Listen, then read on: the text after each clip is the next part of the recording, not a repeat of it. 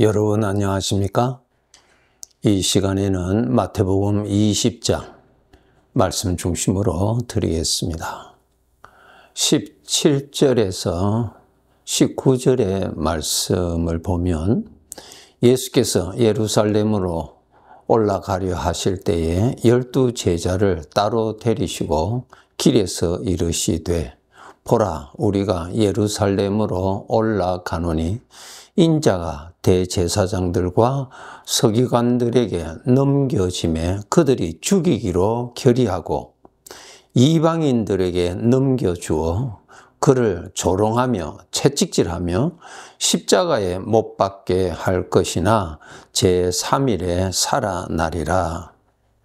주님께서 제자들과 함께 예루살렘으로 올라가시는 길에서 제자들에게 하신 말씀입니다. 이 내용은 예수님께서 이 세상에 오신 목적, 죄인들을 구원하시기 위하여서 저들의 죄값을 지불을 하시고 구하여 내시기 위해서 예수님께서 죄를 담당하시고 형벌을 받으시는 것입니다.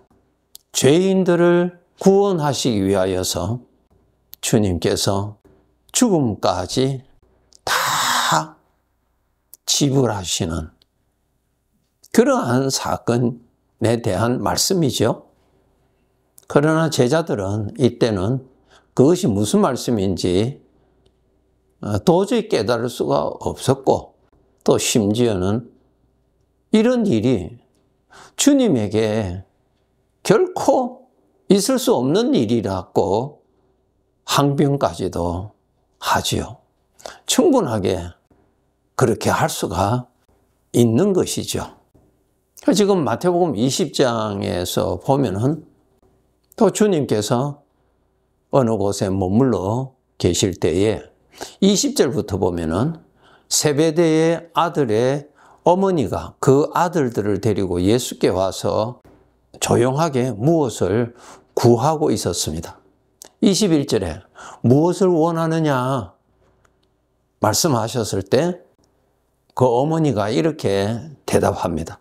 나의 이 두 아들, 야고보와 요한이죠. 나의 이 두 아들을 주의 나라에서 하나는 주의 우편에 하나는 주의 좌편에 앉게 그렇게 부탁합니다. 그랬어요. 지금 그 부탁하는 사람의 마음, 그리고 그 제자들은 어떤 생각을 하고 있느냐 하면은 예수님께서는 이렇게 이방인에게 넘겨줘서 심한 멸시와 조롱과 채찍까지도 맞으시고 결국은 십자가에서 죽으실 것이라고 하는 이런 말씀을 하셨지만은 저들은 전혀 그것을 감지하지 못하고 오히려 이제 예수님이 우리 유대민족을 구원하시는 왕으로 앉으실 것을 저들은 그렇게 기대하고 있는 것입니다. 그래서 주님이 왕이 되셨을 때에 그때를 생각하고 특별히 부탁하는 것입니다.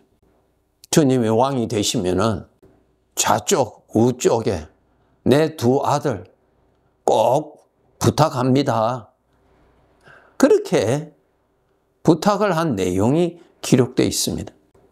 24절부터 보면은 10 제자가 듣고 그 두 형제에 대해서 분이 여겼다.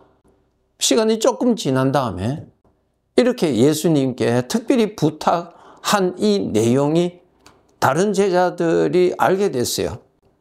다른 제자 모두가, 10 제자 모두가 그 두 형제에 대해서 아주 분이 여겼다 그랬어요. 왜 분이 여겼을까요? 저들도 이제 주님이 왕이 되시니까 다 높은 자리, 어떤 권세 있는 자리를 기대하고 있었다고 하는 증거죠. 말은 안 해도. 제자들의 생각은 주님이 뜻하시는 것을 전혀 감지하지 못하고 각자 인간이라면 가질 수 있는 이기적인 그러한 생각에 잡혀 있었던 것을 이 본문에서 알 수가 있습니다. 여기에 특징이 있습니다. 죄에서 오는 그 마음에는 이기적인 것이 도사리고 있습니다. 그것이 죄의 특징입니다.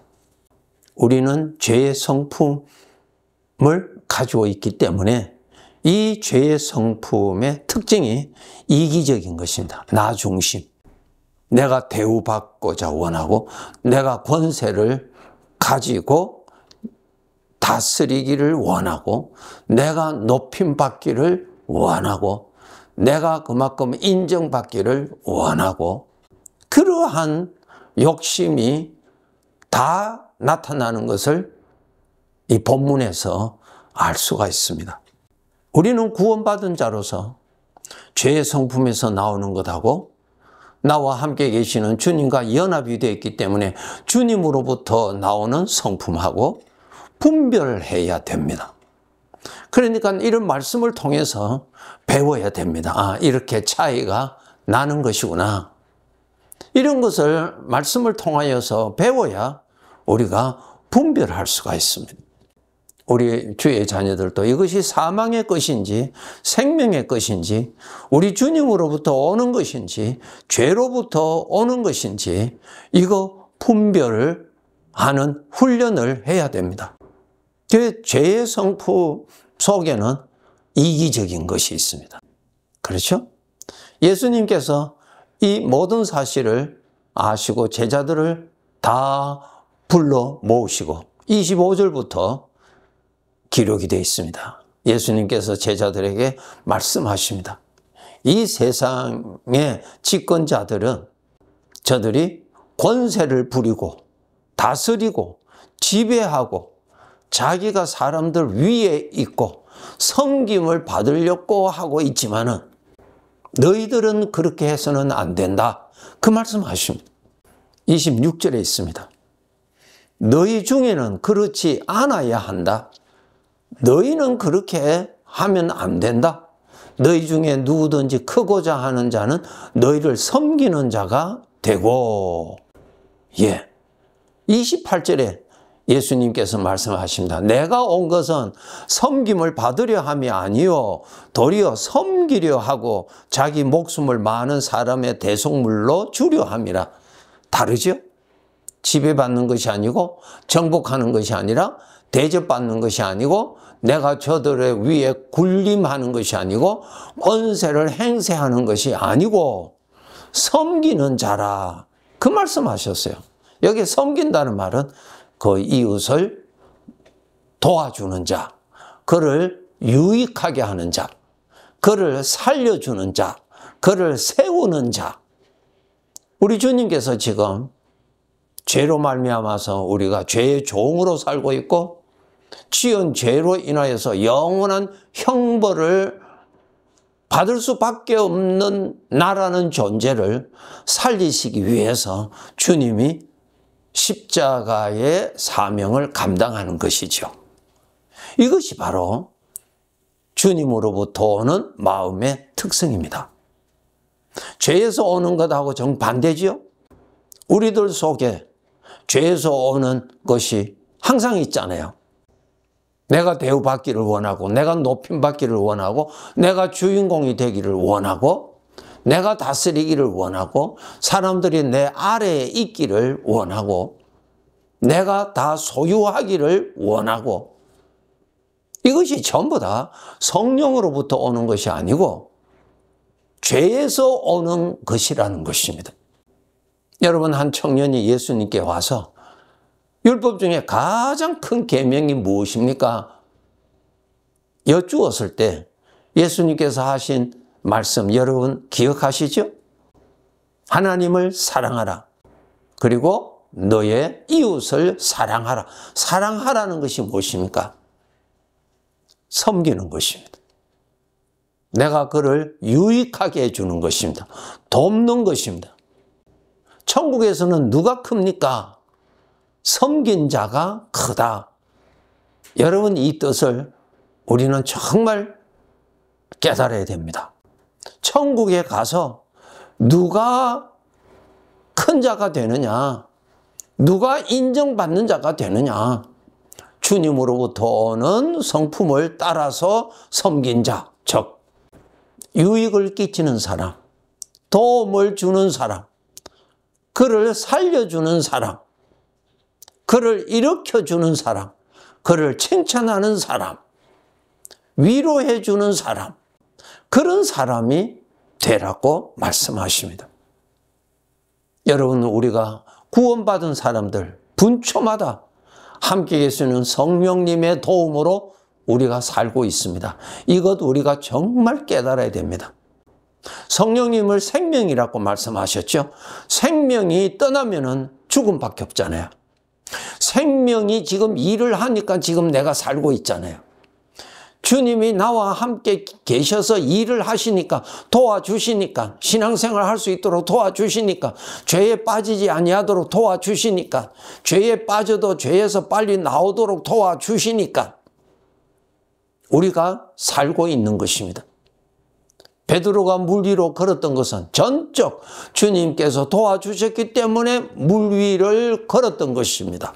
그와 같이 우리가 이 어려운 세상에 하나님의 자녀의 신분으로 하나님 저버리지 아니하고 죄에 빠지지 아니하고 그래도 믿음을 지키면서 온 것은 전적 주님이 항상 나를 돌봐주시고 살려주시고 일으켜주시고 걷도록 해주셔서 우리가 살고 있는 것입니다. 그래서 우리가 항상 하나님의 은혜 감사합니다. 은혜 감사합니다. 그 은혜를 찬송하고 그렇게 하잖아요. 은혜를 베푸는 자로 살아라. 죄의 특징은 누가 나에게 많이 주는가? 누가 나를 배부르게 하는가? 누가 나를 만족하게 하는가? 전부 다 이기적인 입장에서 우리가 생각하지요. 그런데 주님으로부터 오는 이 성품의 특징은 내가 그 사람의 좋은 이웃이 되어주라. 살리는 자가 되라. 도와주는 자가 되라. 이러한 자가 천국에 가서 크게 인정받고 큰 영광을 주님으로부터 받아서 살게 된다고 하는 것입니다.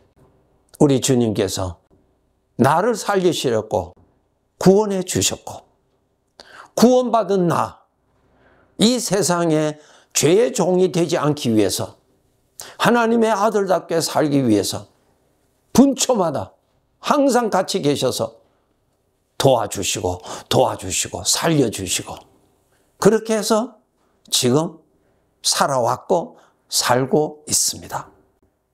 그러한 은혜를 받고 사는 내가 그러한 주님 앞에 어떻게 살아야 되겠어요? 나도 주님이 기뻐하시는 대로 주님의 그 성품을 따라서 유익을 끼치는 사람으로 살아야 함께 계시는 주님과 조화가 되는 것입니다. 그래서 대인관계에 있어서 필요로 하는 사람, 유익을 끼치는 사람, 도움이 되는 사람, 복의 사람으로 우리는 살아야 할 것입니다. 이렇게 사는 것이 내가 모시고 계시는 주님과 그래도 어울리는 그러한 모습이 되는 것입니다.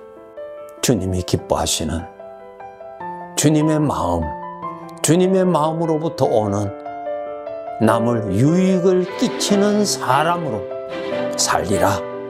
다시 한번 다짐하고 주님 닮은 모습이 조금이나마 나타나는, 주님이 보시고 기뻐하시는 그러한 삶이 되도록 더욱더욱 깨어서 노력합시다.